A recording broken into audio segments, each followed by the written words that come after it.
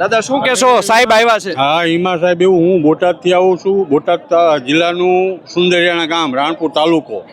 પણ આપણું કહેવાનું એમ છે કે વિકાસના કામમાં સાહેબ આ જે ગરીબ માણસો છે ને એ તેલના ભાવ કેટલા અટક્યા અને હોયનાના ભાવ ક્યાં અટક્યા, એમને એટલું જમવાનું છે ને આપણે એટલું ખાવાનું, બરાબર? તો આ વિકાસ છે કે પછી બરબાદી છે?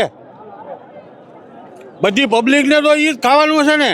તેલના ભાવ ક્યાં આસમાને પગ્યા, હોયનાના કે એમાં ગરીબ માણસોને શું કરવાનું?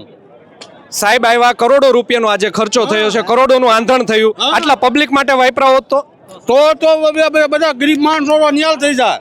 હા, જો ગરીબ માણસોને ઘરડી આપ્યા હોત ને ગરીબોને તો બધા સુખી થઈ જાય. આ ખોટો પૈસો વાપરે છે. તમે ખેડૂત છો? હા, ખેડૂત છું. પાકના ભાવ પૂરતા મળે છે? નહીં, પૂરતા નહીં.